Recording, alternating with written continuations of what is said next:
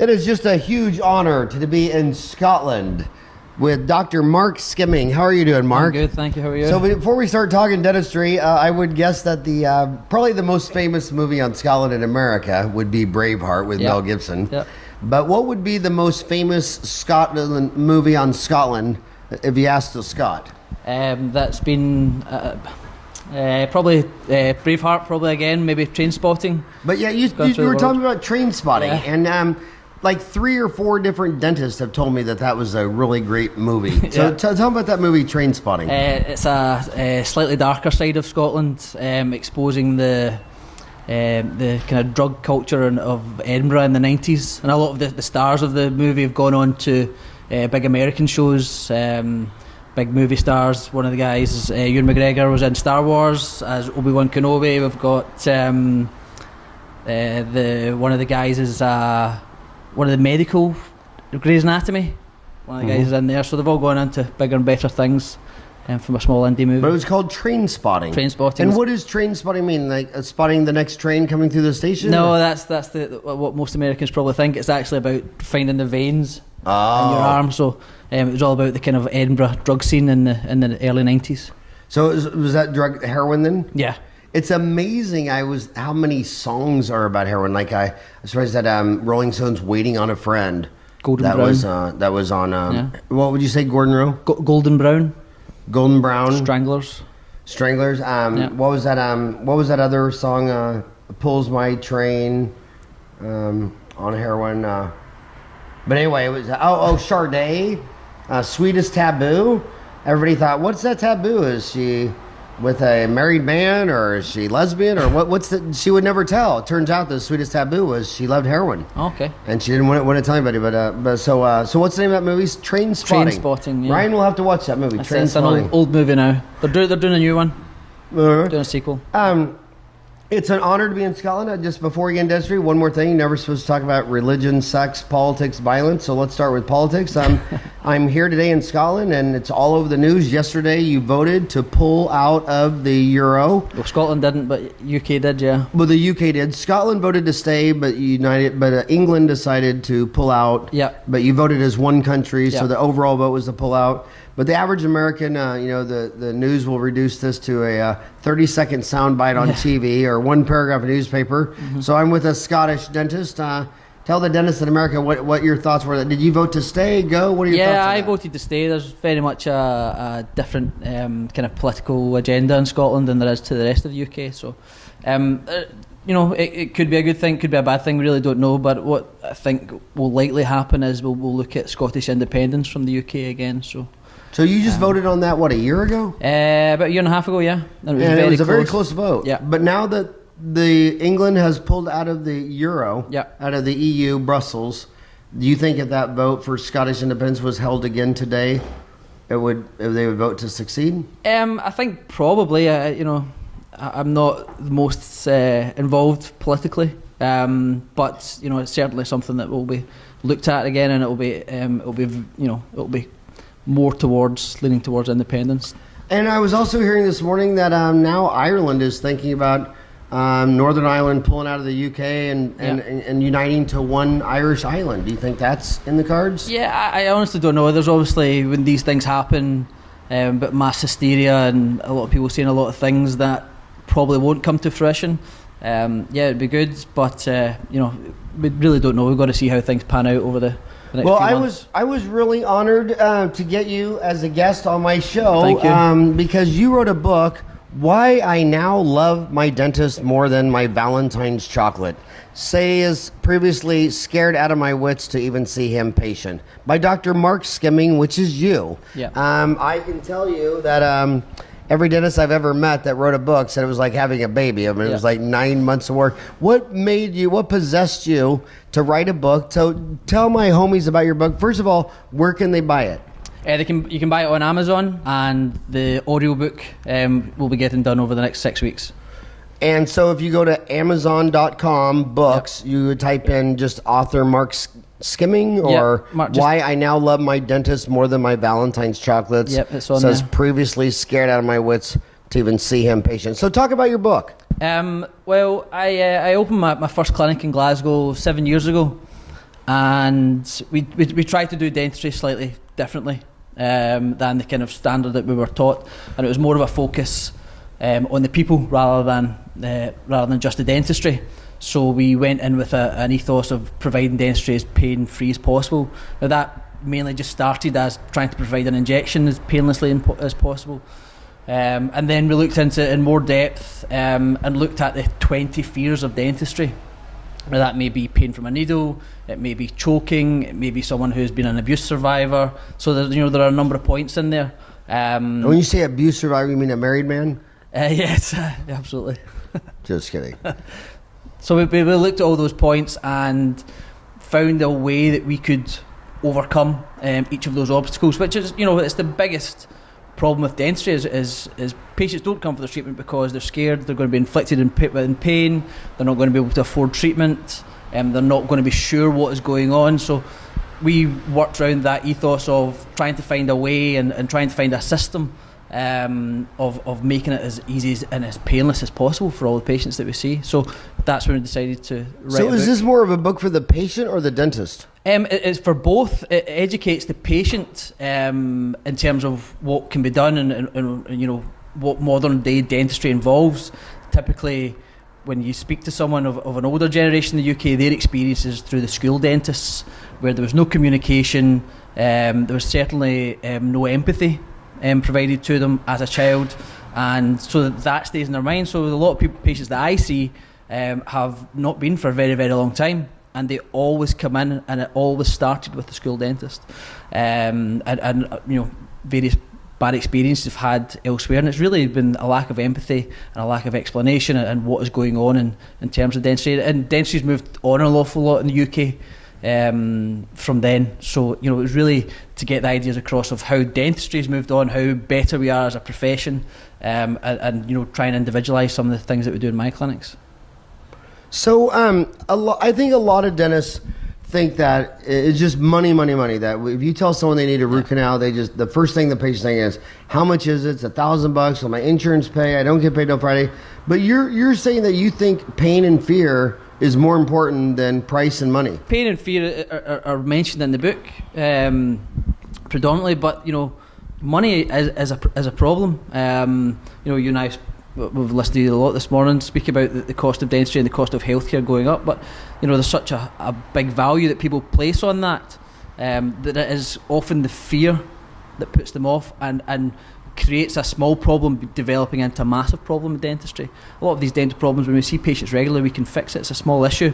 It's the patients who have not been seen for a number of months, a number of years, that we have to do the most work on, that they're the ones that we actually find that are more grateful and will stay with us for longer, because you've saved them in a particular way. So you said there was so you wanted to talk about, you said there were 20 fears, yeah. or do you want to talk about what? Well, there are 20 fears that we kind of boiled it down to, and I say we, my full team of dentists and the practice were involved in kind of getting the idea out, and it taken me 2 years to actually put the book together. It took a lot longer than I had planned and a lot of time. It always does. Yeah, way beyond what I suspected when I first did it, and getting those fears down. Once we could break them down, and some patients may come to you with 5 to 10 different versions of those fears. When we could break them down then into kind of manageable chunks, manageable size, then we found that dentists were able to put something in place that would keep their patients comfortable and keep them happier. Now, I said, it's not just for patients, dentists as well. It'd be great if dentists and I, all the dentists that I work with, my associates, we make sure that part of their onboarding program is for them to read the book and come to our kind of ethos of providing dentistry. So I do agree that the most common thing you have to get down for fear is you got to get down a painless injection. Yeah. What are your thoughts on a painless injection? And by the way, I've been in so many dental offices in my life. Yeah. I can't even count how many dentists that when they give a shot, the patient's holding on. Yeah. The patient's arching their back. The dentist is holding their breath. Yeah. And then when it's done, he gets up, he puts a needle in his ear, and he stands up. Then he walks towards the hallway where I'm standing, and he exhales when he walks in, like, oh. And I just look at it like, holy shit, man. I mean, that looked horrible. The patient's arching their back, you're holding your breath, and you're both are just so damn glad the shot's over. And I just thought, man, you can't live your life giving or receiving shots like that. So what would you tell that dentist who gives a shot like that, where he just freaking hates it? There are loads of different systems out there to do. I mean, primarily I look at, number one, get the tissue nice and dry, get some topical anaesthetic on, leave that on for at least 2 minutes, and then we look at making the tissue nice and taut, and then look at a digital injection system. So the system that I use is the Quick Sleeper. So I have the what? The Quick Sleeper. Quick Sleeper? Quick Sleeper is an intraosseous injection system. Quick? Yeah. Quick Sleeper. Yeah. Who makes that? We get it through General Medical in the UK. I think it's S3 Dental is the company that make it. So you said it's made by who? S3 Dental, I think, make it. And can you find it on there? Yeah. It comes with training DVDs and things. And request a free Quick Sleeper for training. So what was this website on? I think that's generalmedical.com or .co.uk. So it's General Medical. What country are they out of? They're based out of the UK, I'm sure. I mean, if you just Google General Medical Quick Sleeper, it'll come top of the list. And how much was this? And tell me, how much was it and what does it do? At the time, I think it was about £3,000. Obviously, there are other systems that can be used. Most popular probably being the wand, but I wanted to get away from providing any blocks at all, so I haven't done a block for many years. Okay, so I've heard of the wand. 81% of our audience is US, so they probably heard of the wand. So talk about the difference between the Quick Sleeper and the wand. I'm not so familiar with the wands, purely because I moved straight onto Quick Sleeper because I felt, certainly from when I looked into it, that there was more things that we could do.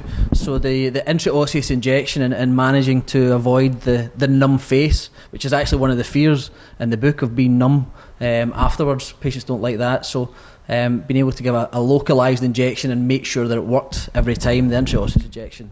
Certainly when we're doing, So it's an intraosseous, so it doesn't have to be. You can do infiltrations, there are different tips. Yeah, okay, well, what is the difference between that and, like, say, a periodontal ligament?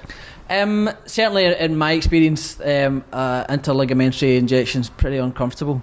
So what we can do... With a handheld periodontal ligament injector, you think those are more painful? Oh, yeah. So what we do is, for an intraosseous injection, we can put some topical anaesthetic on, around the papillae. Leave that, have it dry, leave it on for 2 minutes, and the tip from the Quick Sleeper, the patient does not feel the prick from the injection.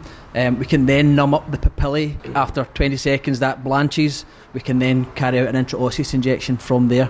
By the tip of the Quick Sleeper will vibrate. Okay, now, so after the papilla's numb, explain how you do an intraosseous injection. So explain what that means. That means the needle goes straight into the bone. The needle drills through the bone, so through the periosteum and the cortical bone. So are you talking about the needle going into the periodontal ligament, or are you talking about through the bone? You can do it into the periodontal ligament. What I find is far easier is going into the bone, and we get through that cortical bone into the cancellous bone, and we can put a lot of anaesthetic in there, and we don't need to use anywhere near as much.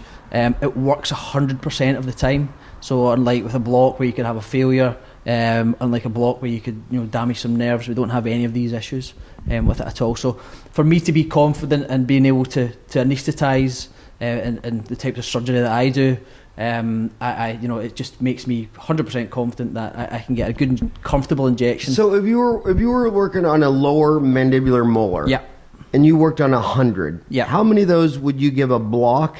None. And how many of them would you use the Quick Sleeper on? I haven't none. I haven't given a block for many years now. So at this point, you forgot how? Yeah, I would be terrible. Yeah. So and what percent of those would be using the Quick Sleeper? I use Quick Sleeper every time. And what if it was going to be a root canal? Yeah, I mean the biggest thing for me when I started kind of branding my practice as a pain-free dental clinic, the one thing that would worry me would be the hot pulp. That pulp that just you cannot anaesthetise and patients uncomfortable, and it's the arch back and grip in the chair. We don't have that problem with the Quick Sleeper. So would you even use that if you were going to extract the tooth? Yeah. Really? Yeah. So we can do an extraction, and again, the patient doesn't have that numb face. Do you think you would ever? after. So on Dental Town, we put up 400 online CE courses.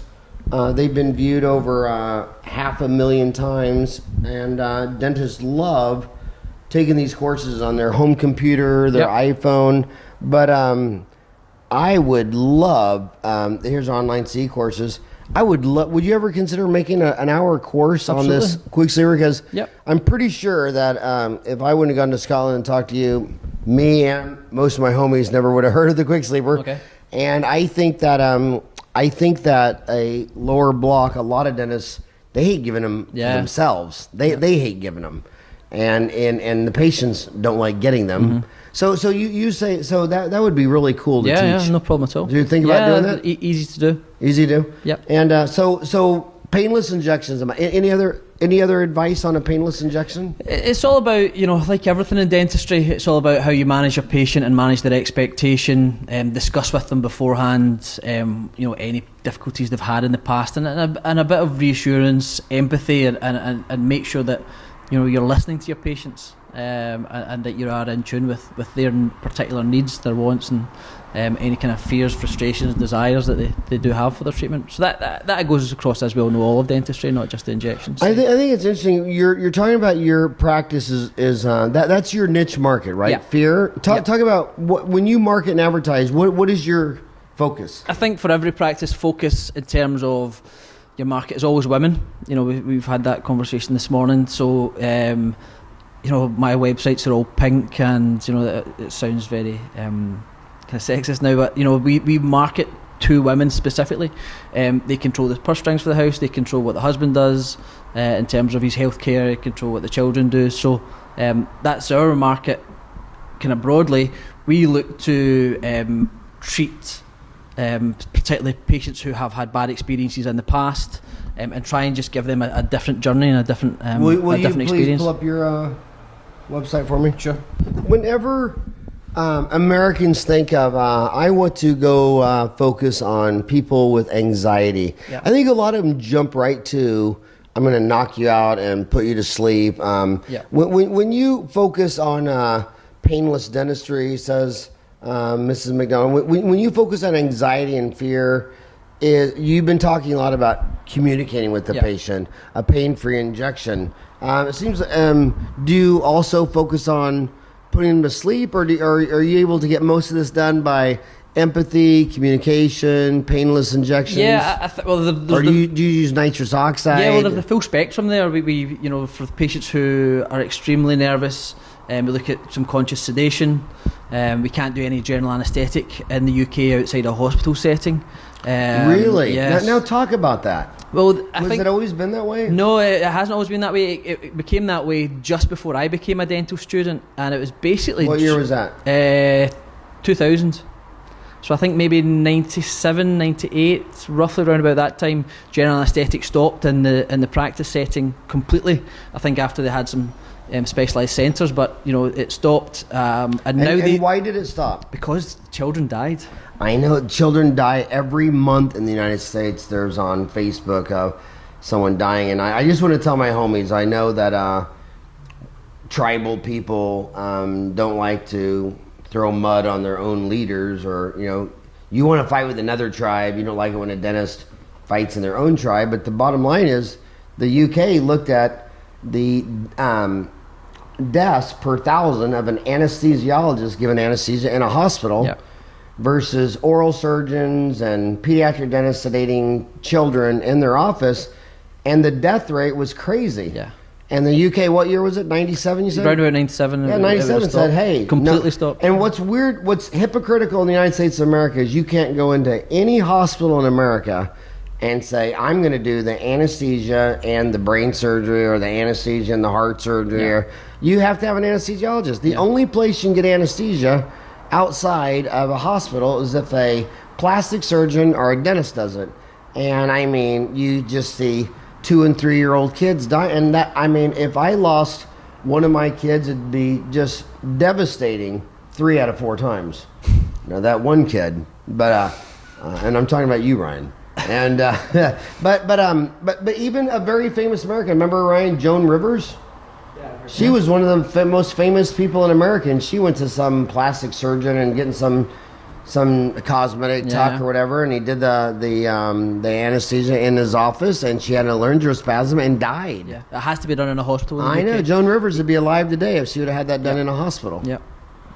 So you think it's the biggest cause of children admission to hospital in the UK is for general anaesthetic for extractions? Say that again. It's the number one cause for child hospital admission in the UK is for extractions under general anaesthetic. Wow. Yeah. And what do you attribute it to? I mean, do you think it's diet, it's home care, it's culture? What is it? All of it. I think that we have a system that doesn't remunerate based on prevention. In Scotland, it's carrying out the surgery, and in England and Wales, it's what they call units of dental activity.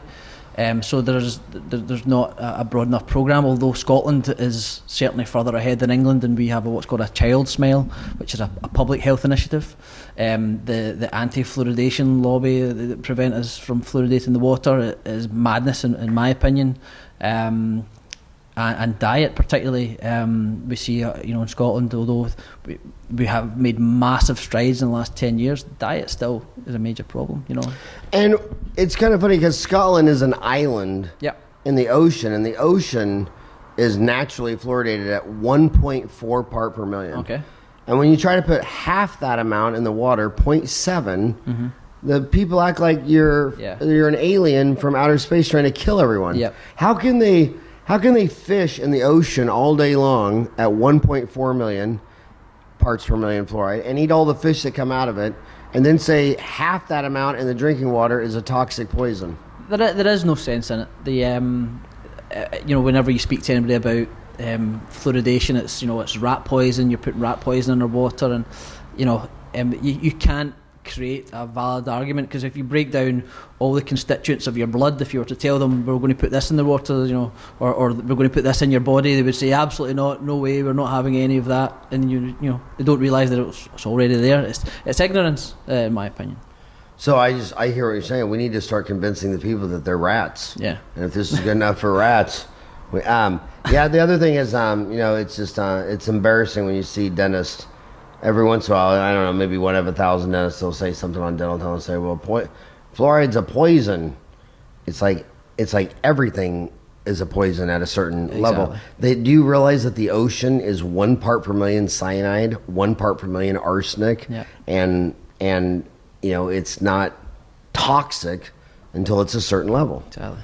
And if you drink, they say the average human on Earth drank 8 liters of water at one sitting, they would die. Yeah.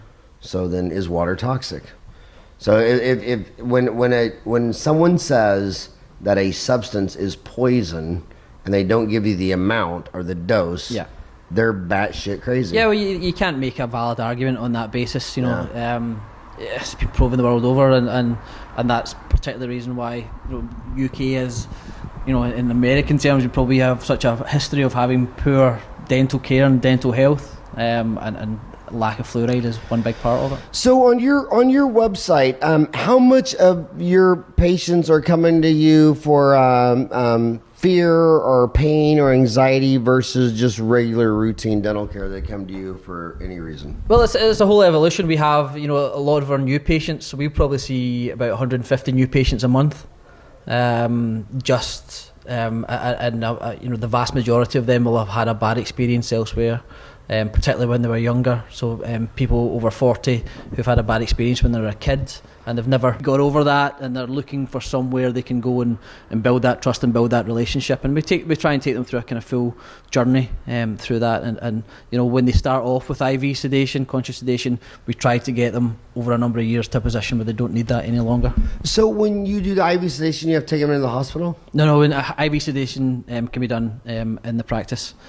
Conscious sedation, so they're fully awake. Would you do that, or an anesthesiologist does that? No, dentists can do that in the practice. But I thought you just said in 1997 they could not do that anymore. They couldn't do general anaesthetic. They couldn't do general anaesthetic. So we can do IV sedation. In my practice, we do that for adults, and we can do gas and air. Now, can you do IV sedation with a narcotic, or does it have to be purely midazolam? Midazolam. There are some clinics that may offer some propofol sedation. Michael Jackson's drug. Yeah, that's it. Yeah, but I think an anaesthetist has to be present for that. Certainly something that my practice have never looked into. Don't you find that bizarre that Michael Jackson was addicted to how do you pronounce it? Propofol. Propofol. Yeah. When it just turns you off and puts you to sleep. There's no euphoria. I mean, he wasn't doing it and getting high and getting high. You would do that and just knock him out and put him to sleep. Yeah. I don't know too much about that drug, I'll be honest, but I know that in some hospitals that provide it, I think the patient can control the amount, so I probably assume that it would be reasonably safe, but yeah. That was an amazing drug, and then we just lost Prince from fentanyl. Okay. So if you saw 100 patients for anxiety or fear, what percent would you treat with empathy, talking, painless injection? What percent would need sedation? What percent could you do with nitrous oxide, I guess? I'd say the sedation probably is only around about 5%. If we can speak to the patients and humanise ourselves a bit, they don't see us as the guys in the white coats, show that you understand what they're going through, and ask them, let's give this a chance without any sedation, let's see what we can do. The majority of them will give you that opportunity. And you tell them you have the fallback that, if you're not comfortable, if you don't feel up to it, then a conscious sedation route is always available for them. Now, what percent of your practice is NHS, government, what we call in the United States Medicaid or Medicare? What percent is NHS versus what percent is private? I have 3 practices, and over the 3 of them, it's probably about 50-50. 50-50? Yeah. So in terms of our time, most of our time is taken up treating our NHS patients. Yeah, and do you like NHS dentistry? No. You don't like it? No, not at all. I'm not a fan. So do you do NHS to have those people coming into your practice, then you upgrade half of them to private, or the private people just don't even have any NHS at all? Well, we have private patients who specifically will want to see, normally they want to see a specific dentist who will not provide any NHS treatment, usually due to them having some extra training and they're very much part of a niche market. The NHS patients are generally those who don't mind what dentist that they see, and will probably see a newer graduate. That's certainly the situation in my practices. The reason that we provide NHS is that I do believe in some type of system trying to of providing healthcare just the way it is in the UK.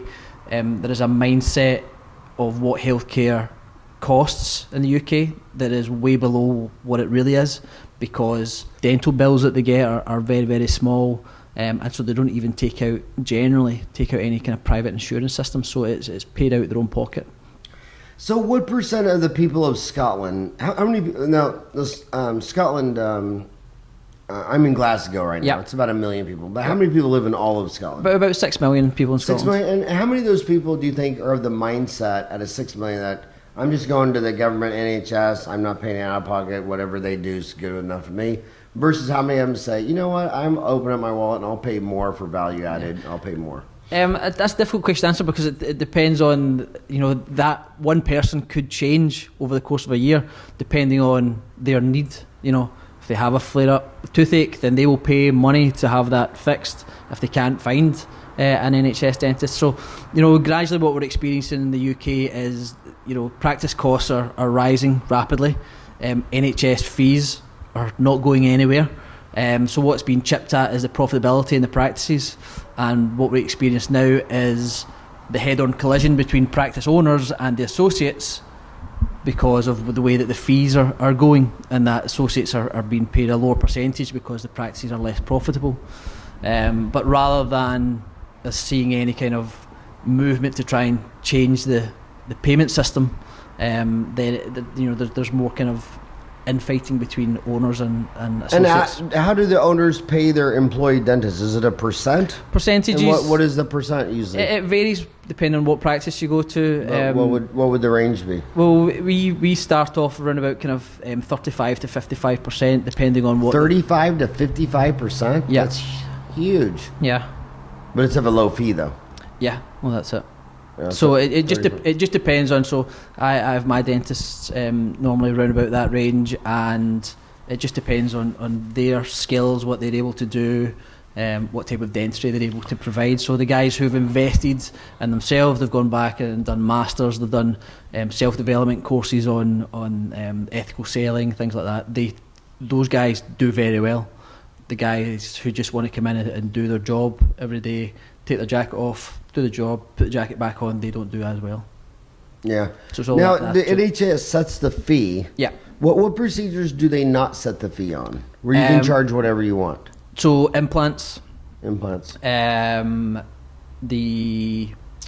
do a lot of adult cosmetic orthodontics in my practices. And what system is that? You mean Invisalign or? No, I 6 months? CFast. CFast. Yeah. Yeah, talk about CFast. Okay, so is that out of England? Yeah, it's based in York. I'm actually a lecturer for CFast.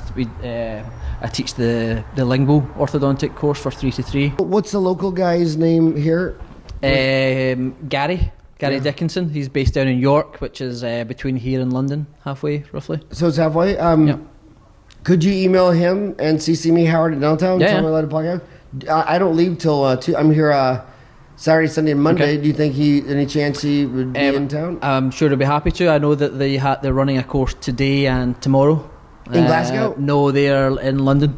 Okay. They're in London, I'm sure. Yeah. Send him an email or a phone text. Yeah, I'll do that today. My card Yep. that I gave you, it's got my cell phone number on Okay. it. So you could even text him and. Yeah, and I'll me copy in. something. I can give you Gary's number as well. So talk about CFast. So CFast is a system of anterior tooth alignment, where previous invasive techniques were created to veneers and cutting into teeth to create that aesthetic smile, and it's that go-between place for patients who don't want the invasive treatments but don't want full comprehensive orthodontics. To take them to a class 1 occlusion, or so essentially it's a compromise treatment. It doesn't do all the things that full orthodontics will do, but certainly in my practice, a lot of patients, it achieves the goal that they're looking for, and we just have to make sure that things are assessed properly. They're aware fully of what's been done, and what the difference is between going down a veneer route, going down a comprehensive orthodontic route.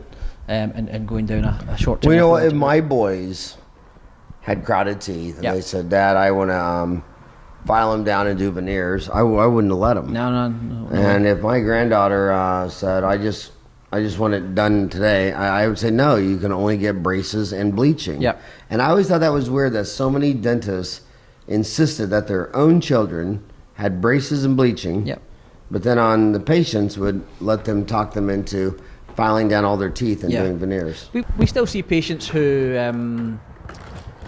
still say that they want to, go down the what we would call immediate orthodontics route, and that's to put porcelain veneers on them. So we actually have a lot of patients that we deny treatment to because we just don't find it ethical any longer. Well- or it never was.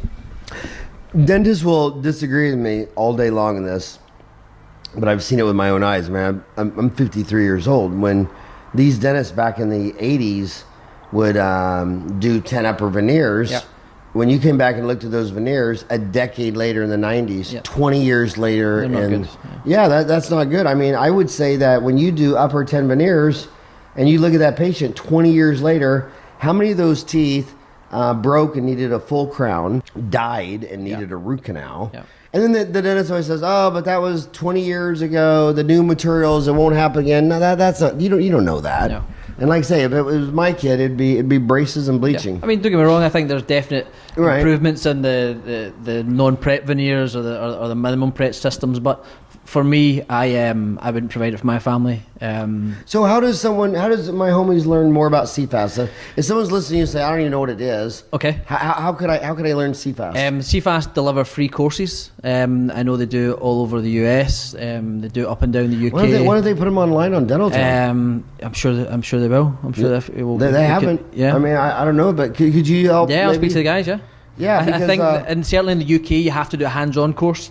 Yeah, well, you know what most online instructors tell me, like nobody's going to start placing implants by taking an online C course, but what the online C course does, it's the didactic part, it's the teach me the concept, and I kind of see this deconstructing the sales process. Like, okay, so right now, I don't even know what CFAST is, so why would I sign up for a course, block off a weekend, and fly away for 2 days when I don't even know what it is? Yeah.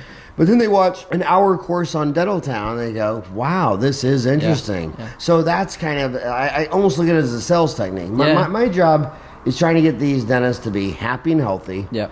And I think they're going to do that if they learn how to do dentistry better, faster, cheaper, higher quality, lower cost. Yep. And so I know how they think, and I just think when you it's a big leap to go from an ad in a dental magazine, fly to London and spend 2 days learning CFAS. They're like, whoa, slow down, Spanky. What are you talking about? So I think the ad should be, like on TV, like, if you're interested, call this number and we'll send you a DVD. Yeah. And then you listen to the DVD for an hour, and then you think, okay, I'm going to call this lady about a reverse annuity on my home. Yeah. So I call that deconstructing the sales process, and I think putting the whole didactic part of the course online, I'm sure the guys at CFAS drive them to the hands-on. They're very forward-thinking, very kind of customer-focused. They kind of look at it as a kind of family company. They build relationships with all the people they work with. So I'm sure they'd be more than happy to get involved. Ryan, maybe if he's in York, maybe we can get a podcast to him before we leave. But so you talked about anxiety, you talked about pain, you talked about CFAS. What else has got you excited and passionate? I'm moving towards just restricting my time onto implants, implant-based practice. And so talk about that. It's been an evolution for me. I did a master's in restorative that got me out the NHS. I decided to open my own practice. To be able to find these patients, and it's just been an evolution over the last 7 years. That now, I work with a full team of highly talented dentists, and they're taking on more and more of the restorative side. That I'm moving just towards the surgical placement of implants. So that's where I want to increase my training and continue to follow the guys that I highly respect and that I really want to. So again, if someone's listening to you and say, okay, I've never placed a single implant. How do you go from I've never placed an implant ever to I place one in restorative? What advice would you give on that journey? You need a mentor. So when I worked in the NHS, I worked 4.5 days, and on the Friday afternoon that I had off, I went and watched an implantologist place implants on his Friday afternoon. And I must have seen him place 200-300 implants, by which time you start to build up a knowledge and an understanding of the full treatment plan rather than just the single implant, rather look at the whole patient, and ask them where should I go from now. So from there I started referring my patients to them. Then I started restoring the implants, get an understanding of that side so you can see it, because implants always has to be looked at and planned with the end in mind. So we've got to look at where our final restoration is going to be, how's that going to look, and before we look at doing the surgical side.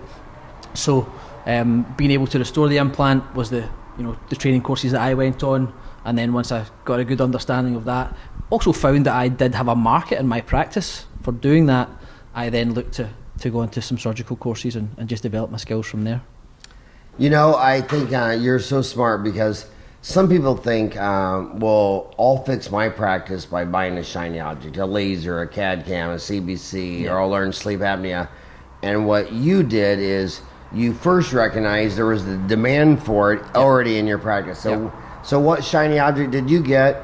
You got the one you already had a demand for, which is placing implants. And then to double down on Street Smart, instead of flying across the country and going to some brand name implant course, you were street smart. You found some guy up the street who you could go watch. And I see these dentists in America, they'll fly clear across the country to take a root canal course. Yeah. And they have 5 endodontists in their own town that if you called them up and said, I don't have patients on Friday. Can I come sit next to you on Friday and watch you who've done 30,000 root canals do endo? And 6 out of every 5 endodontists would say, hell yeah.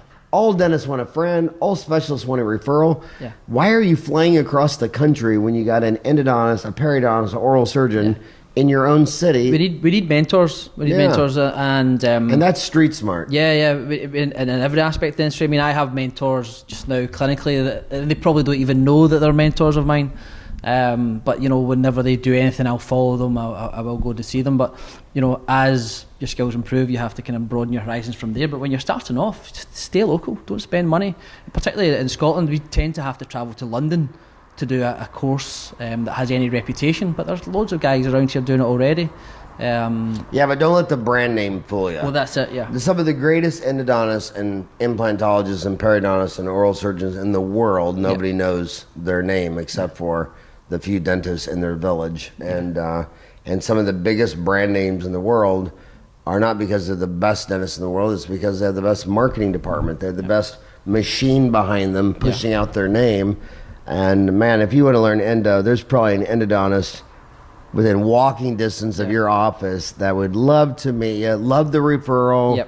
You know, specialists are awkward in the fact that, I mean, are they supposed to send you chocolates on Valentine's Day to get your business? I mean, they would, it puts them at ease when you call them up and say, I'd like to be your friend. I'd like to meet you. Well, that's it. And then they also, I think, dentists think in fear and scarcity that that the endodontist doesn't want to help you because they're not going to refer to him. But specialists, with the exception of orthodontists who live in fear and scarcity, all the other specialists live in hope, growth, and abundancy and figure, well, you'll do endo, but I'm sure there'll be molars you won't want to do. The oral surgeon says, well, I'm sure, you know, you'll pull teeth, but I'm sure there's wisdom teeth you want to do. And on implant cases, I'm sure there's single tooth implants you want to place, but I'm sure there's full mouth reconstructions you don't want to touch. I mean, I don't like getting around the inferior alveolar nerve. I don't like the mental frame. I don't even like sinus lifts. I mean, I did it all. You know, I cut my teeth. I did all that stuff. But, man, I'd rather have the easy single tooth replacement. So, back into your implants. What percent of the implant, if you place 100 implants, how many of them are 1-2 single replacement at a time versus more complex cases like overdentures or 4 on the floor? I don't know. I'd have to look at that. We do... I do a lot of single placements. In Glasgow and Scotland, we have quite a few denture wearers, so we do a lot of full arches as well. So probably do 1 full arch a week. And when you do 1 full arch a week, is that 4 on the floor, or will you put 6 in a 12-unit bridge? I aim for 6 implants in each arch. Whether that's the case or not, it varies. Maybe an overdenture. The thing that my preference just now is the fast and fixed, where we do some immediate loading and then use a final composite bridge after 4 or 5 months on a bio HPP frame. And for me, that's the most aesthetic work that I do. Do you ever document these cases? Do you ever lecture on it? Not like I should, because my photography skills really aren't up to it. But yeah, I mean, I have some. Nothing. You know, you see a lot of these guys posting cases, especially on Facebook and things just now, and I just think, geez, well, my work's not up to that standard, and my photography skills certainly aren't up to that standard. So yeah, it's probably not the photography skills, probably not your Photoshop skills. Right, okay. Yeah, well, I have a magazine, and we have a deal that, you know, you got to sign that these aren't photoshopped, and most of that stuff coming in is all photoshopped. Right. Okay. No, I'm not so good with that. And I just want to tell people, when you meet me, I know you're looking at me right now thinking that this is all photoshopped, and this is all natural. I know you don't believe it, but it's true. Ryan vouched that you're not photoshopping my videos. Oh, yeah, it's all true. This is all natural. Makeup. No, I'm not even wearing makeup. I swear to God. I am wearing a girdle, but that's the only part. You guys probably never know. You know what a girdle is, do you? Do you guys know? So you talked about Painless. Yeah. You talked about CFAS. Yeah. You talked about implants. What else has got you excited and passionate? Something that you said not to buy this morning, but I do have a laser. I've got a soft and hard tissue water laser. Nice. And that is my implant journey. Kind of took me into that. Trying to be less invasive, and watching a few guys and how they treat the bone. So when they cut the osteotomy, lot of necrotic bone cells around the osteotomy, so I can put my laser down there. You're talking about for implant placement? Yeah. You're placing implants? You're doing the osteotomy with a laser? No, I do my osteotomy with a drill, but I clean my osteotomy site with my laser, so it's nice fresh bone, so we don't have all those necrotic bone cells. Now, is this because you're a rich boy and this is your toy? No, or do you actually think it's a return on investment? I think when you get to the stage of placing a certain number of implants, there is a tipping point there. I do have patients that come to me that do want laser. One of the biggest reasons for going into it was actually away from implants, was actually for periodontal patients. And I was able to see the kind of bone regeneration and the management of these periodontal patients who I could not stabilise before, and would only been able to help with the help of a specialist. Now, I'm sure that my work still is not to the same degree as a specialist periodontist, but I can, for a vast number of these patients, now stabilise them, whereas I would always have to refer to with the them before. Perilace? With the water lace? Yeah. So Alan Honigman, I have to give kudos to Alan Honigman because he started doing this Lanape procedure 20 years ago, and everybody in Phoenix in the backyard said, that's crazy. 10 years later, you got like another periodontist and a couple of guys, and now I tell you, he's won over. He's the leader of the pack. He was 20 years ahead of his time. I'd say a quarter now of those periodontists are believing it and using laser. And then there's other people say there's no research for that. But the bottom line is, when people don't know what's causing the disease or they can't prevent it, then how are they so sure that something doesn't work? Oh, that's it. And there's a lot of people in the field that are saying this works. So my question specifically is this. The number one problem with placing implants is peri-implantitis. Yeah. Do you ever use your water lace around peri-implantitis? Every time I use it to clean the implant surface. I use it to clean the bone surface around the implant, and I also use it to remove the granulation tissue. So removal of that granulation tissue, lets us then get some, graft in, and everything just heals up a lot healthier. So you think the water lace is successfully treating peri-implantitis? In my practice, the protocol that we follow is working the vast majority of the time. Whether that is purely down to water lays, I'm sure there's guys that are not using water lays that are getting just as successful as results. But certainly the way that protocol that we follow, we're getting better results with the water lays than when we didn't use it.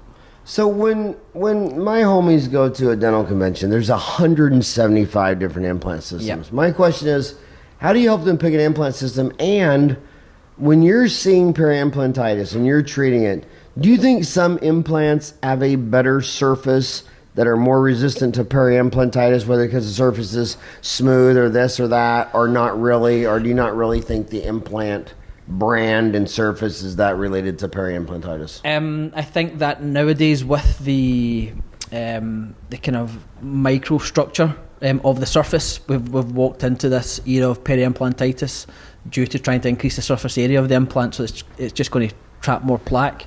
So that's, but we have better integration, so there is a balance there. In terms of somebody choosing an implant system, choose an implant system based on, shouldn't be based on price, but it should be based on service, support from the implant company, and when you're starting off, you don't understand all the components, you don't understand how all the mechano fits together. So choose a system that someone who does a lot of them has recommended to you.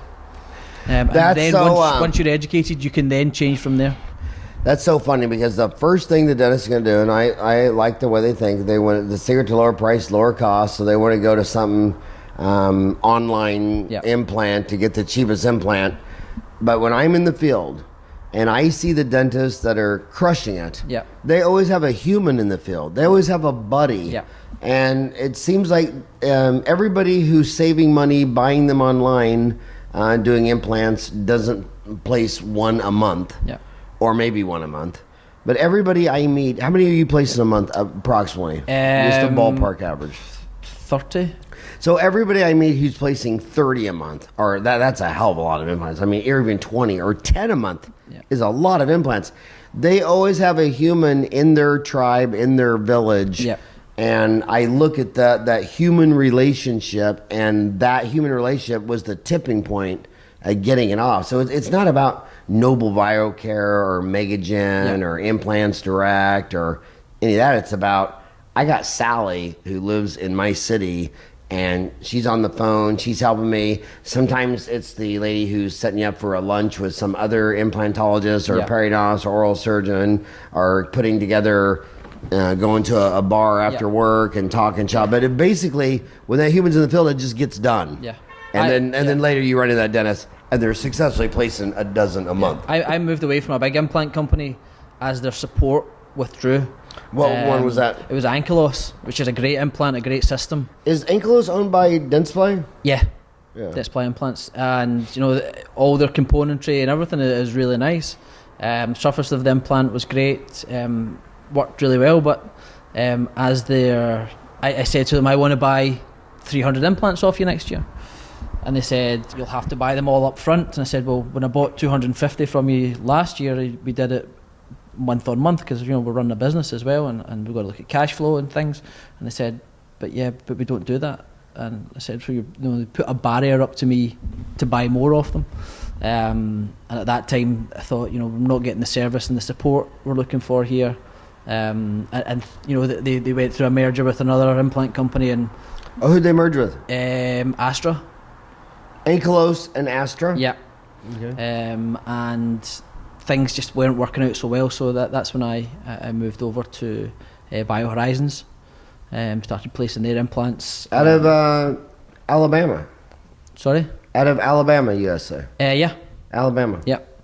The Space Shuttle Columbia, those solid rocket boosters? Yeah.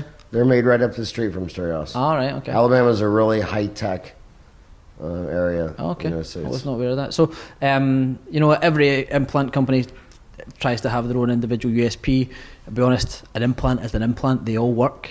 Certainly, in my opinion, they all work. It's the componentry and the support for me. Well, I would say the support is, again, that's all I see in the field. Everybody that gets to 10 a month has a really strong human support system in their backyard.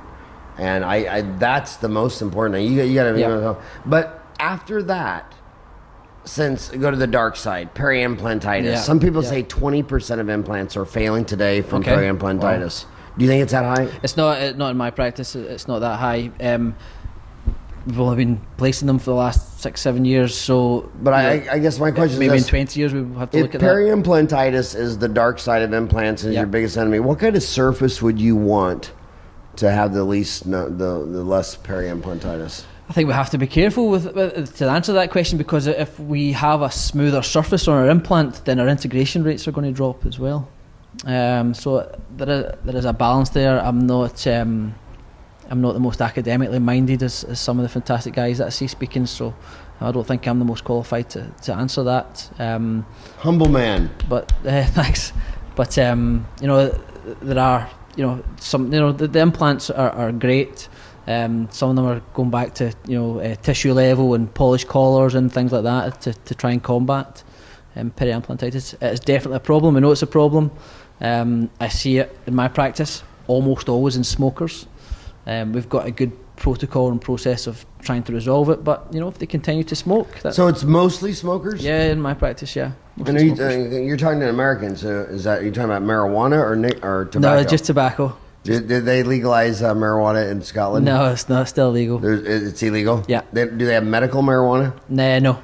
Do you think it's something that they'll do in the next 5-10 years, or is that a long way off? I think they're waiting to see what happens in the US to see how it turns out. Oh, I guarantee it's going to be a disaster. Okay, well, it's sad because the dark side of marijuana was that they had 1 million people in jail for something that both of our last two presidents did for a decade. Obama and Bush were. We're not as certainly from my point of view, and you're probably again the wrong person to ask, but the police are not as aggressive towards marijuana as they maybe are some other drugs. But it was bad because you shouldn't be in jail for something that Obama did for 10 years and Bush did for 10 years, but you're sitting in a cage. I mean, that's just totally horrible. But man, if you make that stuff available on every corner of every shop or whatever, you're going to have 10 million addicted potheads that are going to be spending their whole life trying to get off that shit. So it's always the balance. It's always the devil's in the details. It's always the pendulum swings this way. It was too far criminal. Yeah. And I hope it doesn't get too far legal. I hope that there has to be some effort of finding it. Maybe you have to drive an hour to get it, but man, if you're trying to get off weed and every time you go to the grocery store, there's a big bag of it sitting there.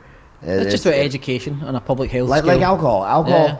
America, it's the only amendment where they made a constitutional amendment to ban alcohol, and then they had another constitutional amendment to legalize alcohol. So the only double amendment on the same issue was alcohol.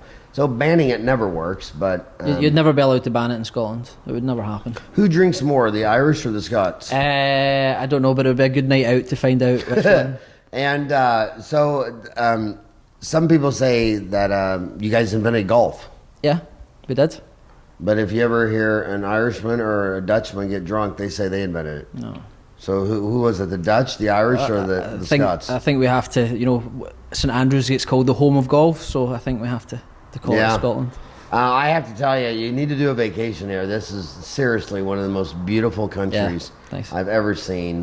Just unbelievable. And it's not raining today either. But here's another confusion in America. So when you see someone with a kilt on, sometimes they're playing a bagpipe. Okay. And so is a bagpipe and a kilt Scottish, Irish, both? I would say it was Gaelic. There is a specific Scottish kilt. We have tartans and all to do with the kind of historical clans, although the historical tartans don't really fit in with the fashion these days. We have modern tartans and things like that. So a tartan is a kilt? Tartan would be a Scottish kilt. And is a bagpipe Scottish or Irish or both? Or did you say it was Celt or Gaelic? It would be Gaelic, so the Celts, but the Celts. So is that both? Yeah. So the Gaels were Scotland, and I'm going to look foolish now on this podcast because my history's not so sharp. But the Picts and the Gaels, and so Scotland was the Pictish tribes and the Gaels, and it were over Ireland, and kings and queens marrying into families and things kind of became one. And so there's the Scottish Celts were they're in Braveheart. I don't even think kilts were invented in those times. It was more in more recent times, but when the English consolidated into the UK, I think for a long time the kilt was banned and the tartan was banned as a symbol of Scottish independence and all this kind of stuff. So wow, that's just so interesting. Don't quote me on any of that. What I find most interesting, one thing I can't figure out when you go around the world is you go back and look at these castles that were built several hundred years ago when there was much less money. Yeah. And the attention to detail and the ceilings and the sculptures. And now all these countries are 100 times richer. Yep. Yet all their new structures are just a slapped up, flat, nothing. Yeah. So you're like, why, when they had almost no money, would every building look like a masterpiece? And today, when you're richer than rich, every building is just a square box. I don't think that we have the professions and the tradesmen to be able to provide that kind of work anymore. I live not far from where we are just now, in a old building. I think it was built in 1860, and when we had to get some of the work outside and the cornicing, the inside of the flat fixed up, it cost a fortune because the guys are so specialised. Whereas I'm sure many years ago they were, 10 a penny, and there was a big industry. Well, thank you so much for spending an hour with me. Go to Amazon.com and order Why I Now Love My Dentist More Than My Valentine's Chocolates by Dr. Mark Skimming, Skimming. And thank you so much. You have to post a book review of this on Dentaltown. Yeah. And I hope you do a course on the Dentaltown on that injection. Yeah, I'll do. But thanks for all that you do for your patients. And thanks for being on my show. Thanks for having me. All right, buddy. Good to meet you. Thank you.